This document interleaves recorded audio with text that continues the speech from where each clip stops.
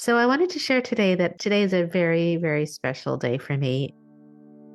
Welcome to the Midlife Reinvention Podcast, a podcast helping women in career and life transitions achieve clarity on their next steps so they can transform uncertainty into an energizing next chapter.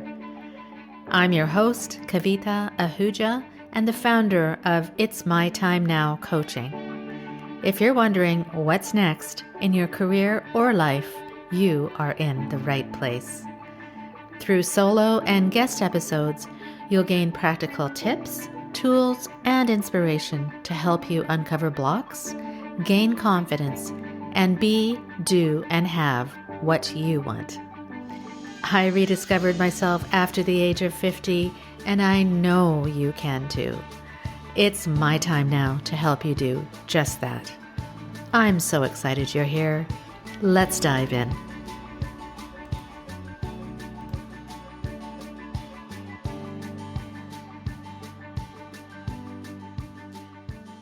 Hi, my friend, and welcome to another mini episode of the Midlife Reinvention Podcast. I'm so glad you're here. As we step into this busy December and the holiday season, I wanted to take a moment to talk about two things today. First is the importance of celebrating the milestones in our lives, and rediscovering yourself is the second one, and your reason for being, or your Ikigai. This time of year, especially, many of us reflect on what we've done and what we haven't, and where we're headed. And it's a mix of looking back and planning ahead, which can bring up all sorts of emotions, wouldn't you say?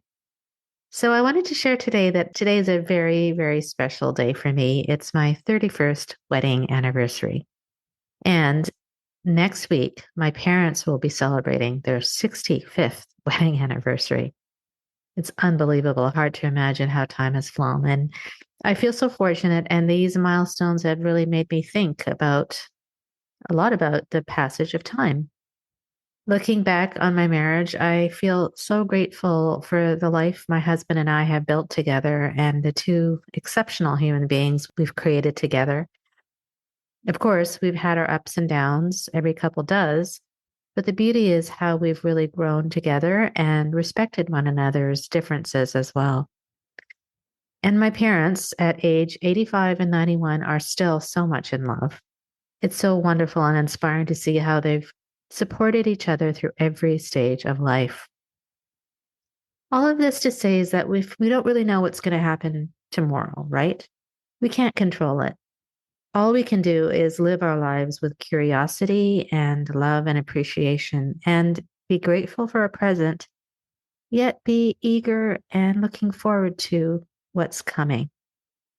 As I think about the passage of time, I'm reminded of how easy it is to focus on what's missing instead of what's right in front of us. We often lament where we are because we haven't got to where we want to be. And I talked about this in my last podcast episode, 157. If you didn't listen to it, you can go back to listen to it. And in it, I talk about if we focus on how many positive things instead that have happened and what you did to make it happen, and not on what isn't, but what is, our perspectives really change. I say this often, and I'll say it again. Celebrate yourself because you are wonderful and have done so many great things. As we approach this new year as well, and you really have it in your heart to pursue something, make it your goal to really pursue it because we really don't know what is going to happen tomorrow. So why are you waiting? If you're actually unsure of what that is or how to define it, try the exercise of rediscovering your Ikigai, or your reason for being. What you love, there's 4 components: what you love, what you're good at, what the world needs, and what you can be paid for, all come together. When we lose sight of our Ikigai, we tend to chase shiny objects, things outside of ourselves that we think will make us happy. But if you're feeling stuck or unsure, start by going back to the basics. Ask yourself, what am I good at? What do I love? What does the world need that I can provide? And what can I be paid for? Or what will bring abundance into my life?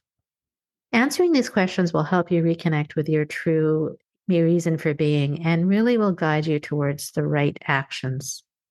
So, I want you to celebrate yourself, your wins, your strengths, and how far you've come.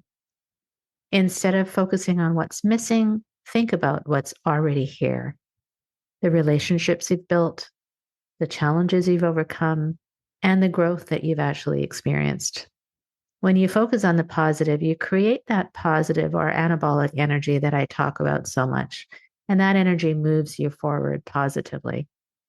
So, again, as we get ready for the new year, ask yourself, are you living in alignment with your Ikigai? And are you celebrating the person that you have become? Take some chances, my friend, because if you do, before you know it, you'll be celebrating your 31st or your 65th anniversary or your 91st birthday. And then you can say to yourself with happiness, boy, that was fun. Thank you for spending so much this time with me today, my friend. And if this resonates with you, or if you're like some help uncovering your Ikigai, reach out to me. I'd love to guide you through this process and help you make 2025 your best year ever. Until next time, stay well, stay happy, and remember, it's your time now.